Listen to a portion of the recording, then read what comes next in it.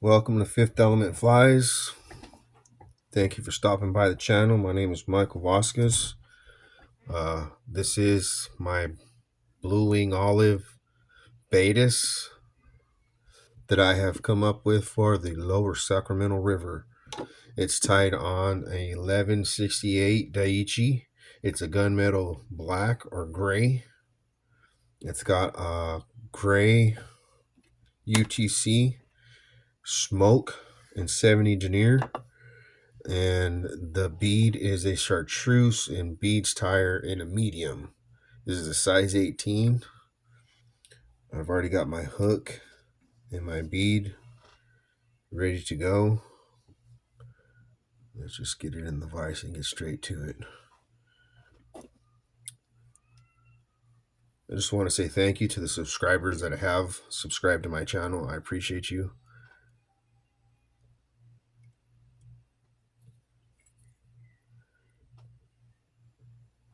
Creating the content that is desired for YouTube sometimes can be lacking. I don't know if I can keep this exciting enough for you guys. So I'm going to try and get you through this. So you want to build up a small little thread ramp to help seat that bead so it doesn't crowd the eye, because the last thing you want is for this to not be able to be tied onto your tippet. If you can't get your line through the eye, you can't fish the fly. So let's make sure we can use this. It'll take a few minutes to tie them. So we need to make sure, or I need to make sure I can get this over. Back that up.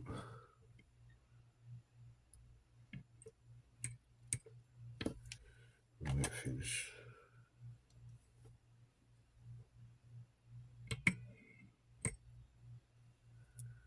Don't have to be perfect or pretty. The bead's going over it. It'll lock it down. All right, and as you can see, the eye has plenty of space there. So continue your thread right behind the bead. I don't like to have a lot of waste, so my fingers are in the way. I'm sorry. It's a small hook. Right back to right in front of the barb. Got some Indian hen saddle and olive. That's what this fish won out here for the blue wing. You could use rooster saddle, but I find the fibers to be a little hard for the nymphs. On the dry stuff, on the floaty stuff, that's fine. All right, so you want the tail to be roughly the length of the shank. Counterclockwise spin on that real quick. Sometimes it'll unwind.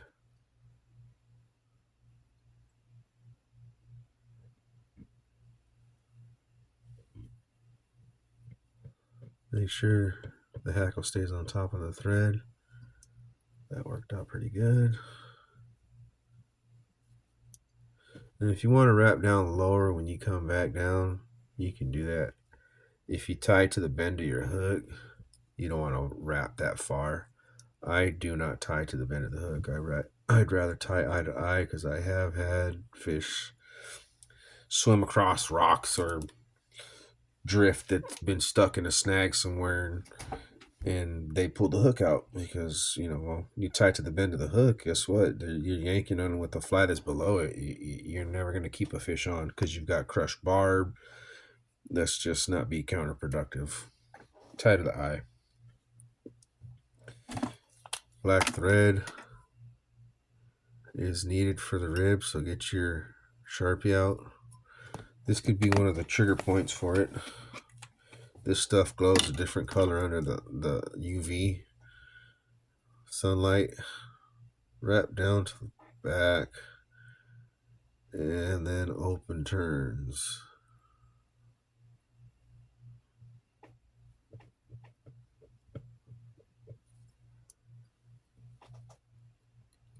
Push that bead all the way forward.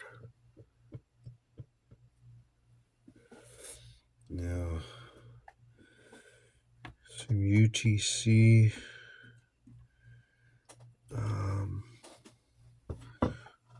pearlescent mylar. Got a little piece that's laying on my desk here. It's in large.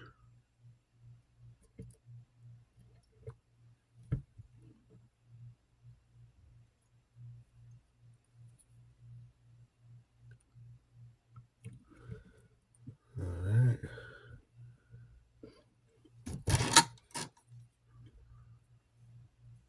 That's a little too far.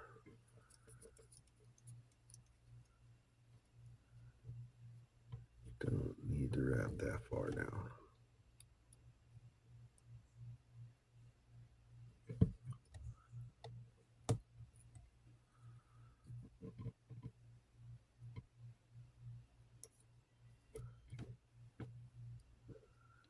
Alright. And now for the thorax covering. And I've got flashable holographic tinsel in red.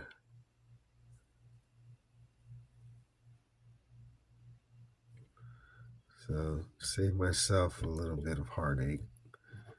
This can slip, so I'm not going to stack up more thread in front of it. I'm going to wrap behind that thread. Let's push that thread forward. Now if yours starts to scooting back, put some wax down on the thread before you tie it in, before you tie your tinsel in, and then it won't slip on you. I don't have to do that. I'm a pro. Trim out the excess and get your hackle ready. You want some hackle that'll give you room to work. Don't grab the smallest hackle off of the saddle, so that's just going to make you struggle. Counterclockwise that.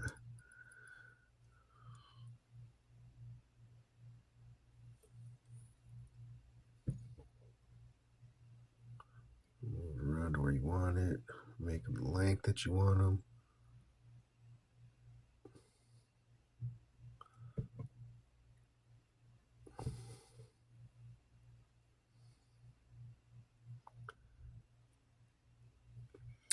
Grab your fly that you're using for a reference if you have one. Obviously you don't. This is my pattern. So it's going to be roughly the length of the shank coming off the back and about the length of the shank sticking out of the front for the legs. So we'll go ahead and call that good right there. You want them pointing up. You don't want them on the sides. One thing about this pattern, doesn't fish when those legs are on the sides.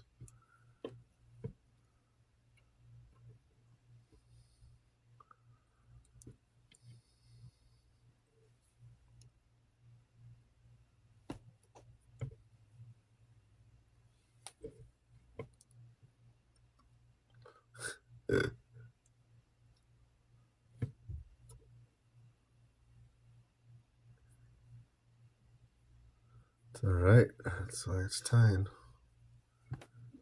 Get better doing it.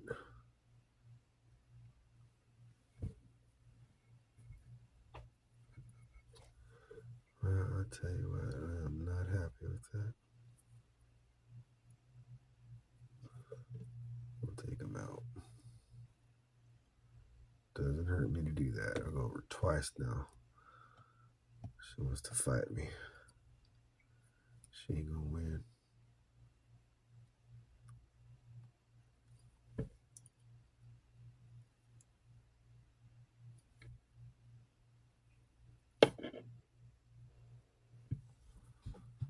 Sorry if I'm in the way, you guys.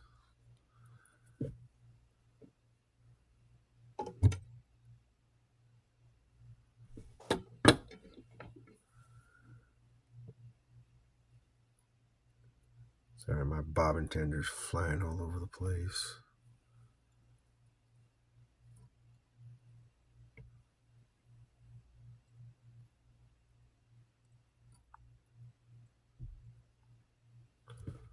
Okay.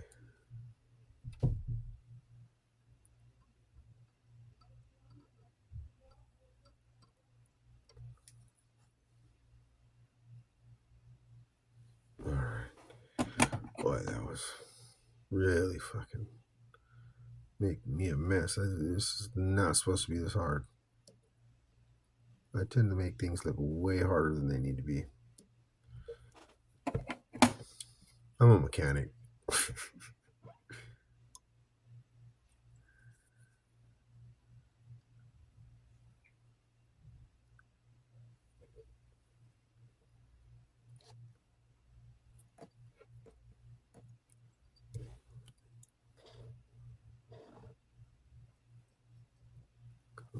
Don't fight me.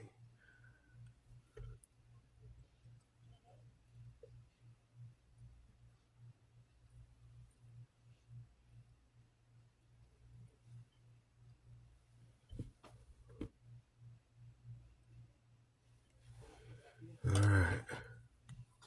This whip finish, I think I'm good.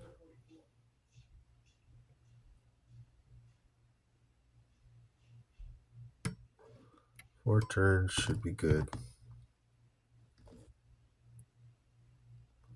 Snug that up. I'll go over that one more time. 2 turns. 6 turns total.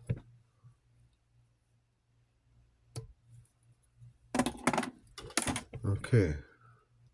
Let's tease those down just a little bit. Come in with a blade. Nick that mylar.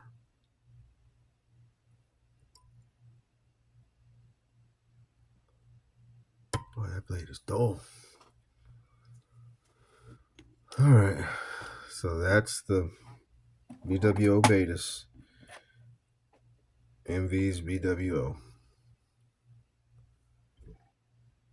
Winning pattern. You guys need to fish it. Tie them up. Put them in your box. Keep them there for when the hatches are on. I usually fish at about 2 o'clock, 2:30 when the hatch starts, and right around till 4:30, and that's a good run. So I usually catch about 20-25 fish on that fly right there, and maybe a few on the other flies that are tied in with it. I'll fish it under a caddis or a hare's ear with a black wing case across the back. Maybe a small Wise BP. The dark would go well underneath this. It always fishes good in this river. I've got a Beatis that is the blue wing shuck that really works well in front of this fly with a Wise BP at the bottom. Well, thanks for stopping by. Give a like, subscribe if you like to. I would appreciate it. Thanks everybody for stopping by. I'm Mike Vasquez. Let's go fishing. Tight lines, everybody.